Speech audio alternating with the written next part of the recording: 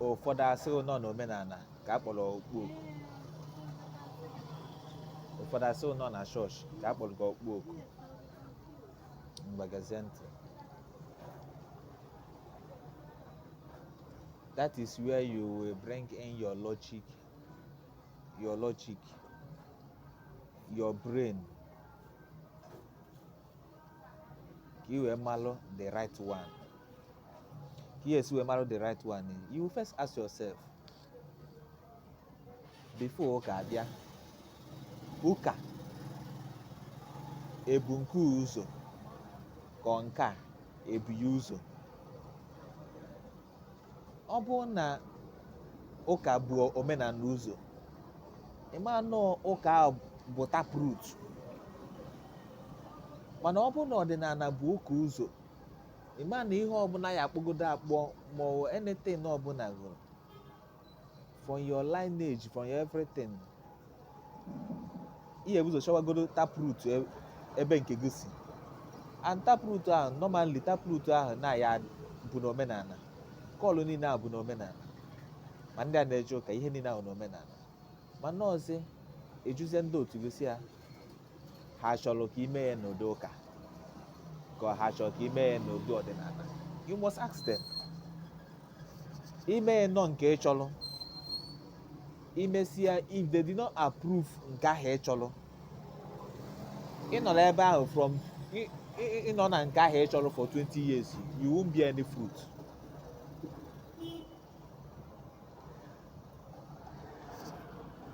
At the end, you will regret ihe iji nere ebe a, or at the end, or ọ bụrụ na your destiny, na your purpose of life would be so serious, they will drag you back to ebe ha chọrọ ka ị nọrọ. Then amamihe na-amapụsị ndị mmadụ obi n'ọdịnala, whether people that will reject you and people that will accept you. That's the only thing na-atụ ụfọdụ ndị mmadụ, because some people na-ama na ha banye n'ọdịnala, ọgụ na mgbe ebido, because majority at this our era kịta nọ n'ụka. A ga-enwezi ndị ya like onwe ndị ya like gị. Then that is when you will ask yourself another question. Ndị ya like gị ma ndị aga like gị, what have they been contributing in your life?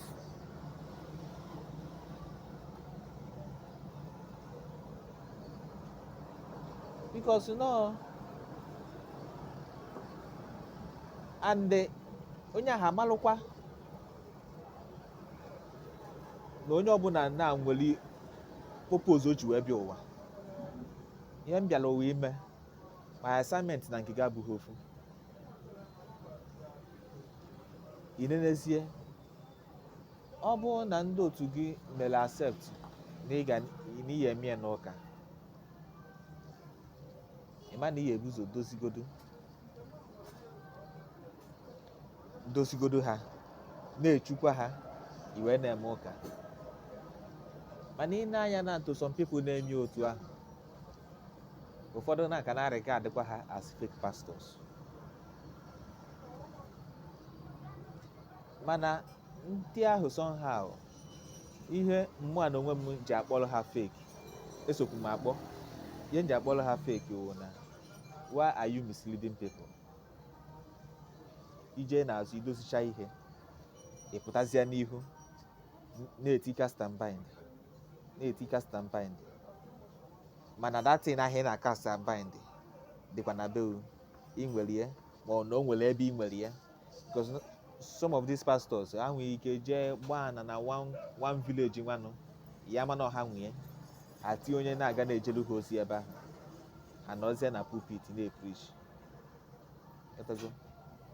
Then enwere ndị ọzọ nọkwana into the pastorhood, emeghe onwe ha involve na tradition.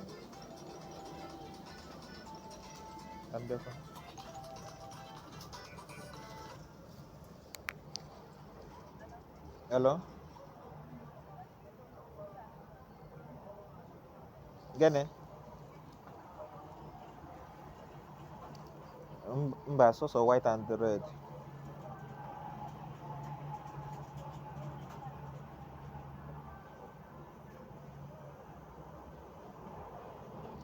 Wireless. White and the red, the two of them na bu remote. Uh,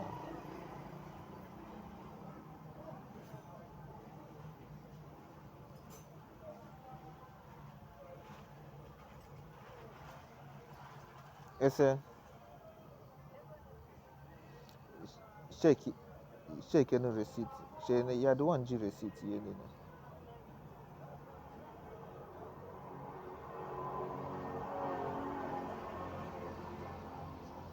nwere nke egolo tashu chee na ka ncheki na ka na hapụ ịgwa gị mana ọ na jize resiti a cheki enu na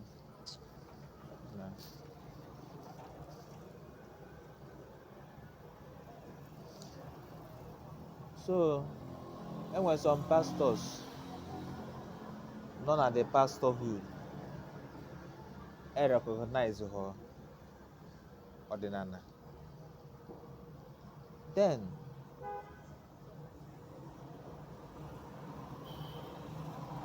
when you want to know then ka ihe na-ekipụzi ndị ahụ flowing successful n'ihe ọbụla ha na-eme, look at their life. Most of them are not deep in spirituality. Okay, for example now, I'm sorry to use okay, let me not call names.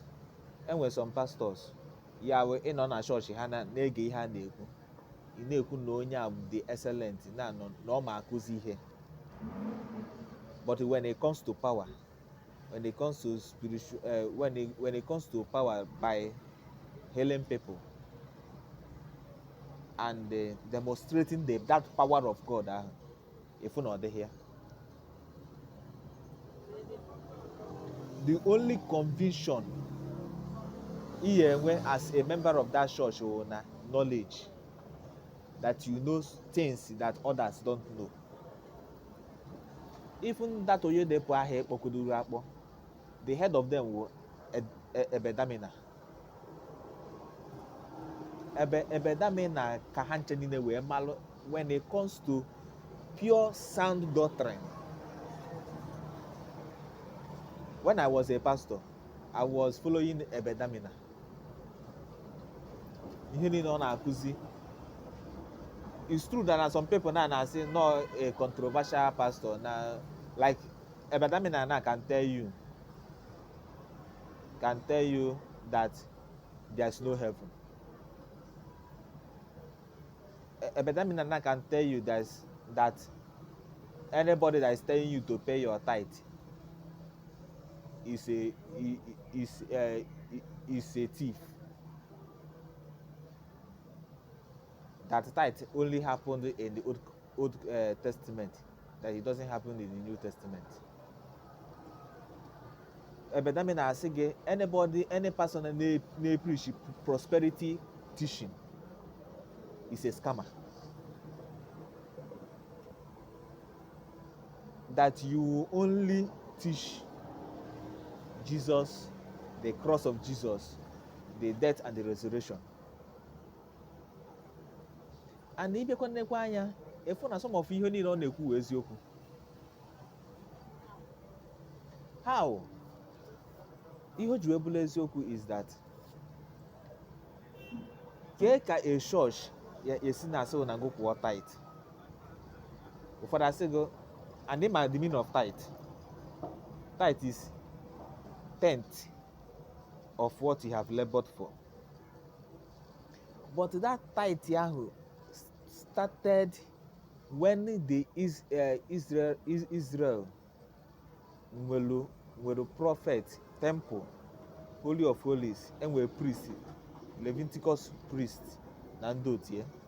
That is where they tell in Israel every year poor tithe, and that tithe is once a year.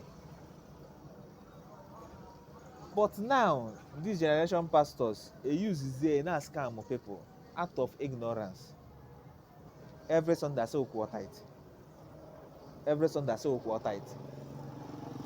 Now go in your offering to the point now I say that if you don't pay your tithe you will not go to heaven.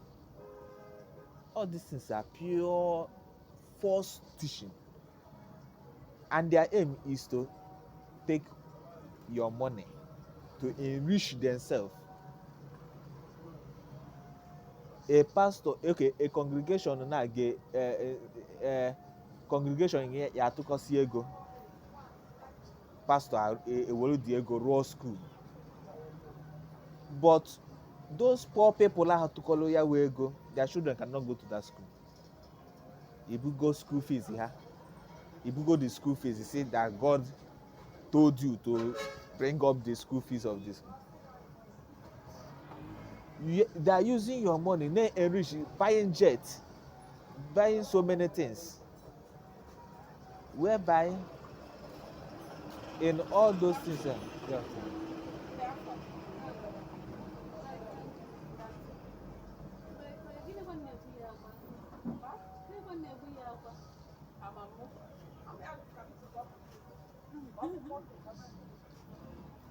So now you see that taking the little you have, pay for offering, pay for tithe, pay for the. Someone else say, oh, without all these things, you cannot make heaven. Helofuzie that there were some portions of the Bible that they told you that beware of those who have deviated from the preaching of the gospel into prosperity gospel. And what is the gospel? According to them, Bondoka, the only gospel is about Jesus and the cross. According to them, Jesus and the cross. If you are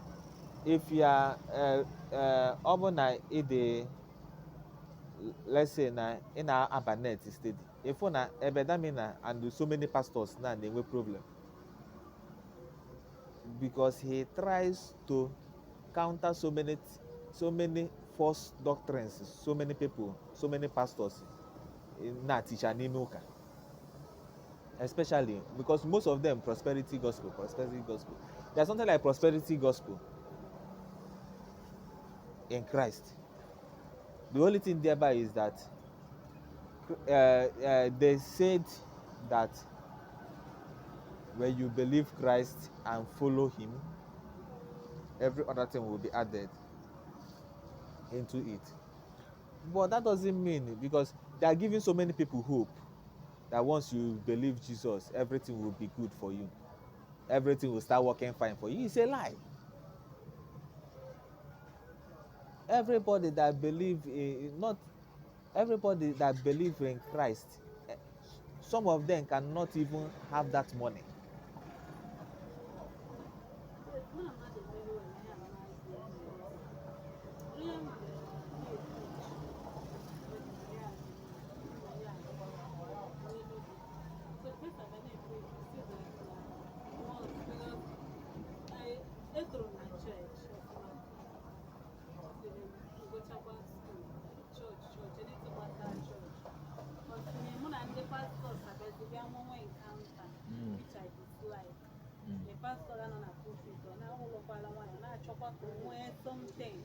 That's it now.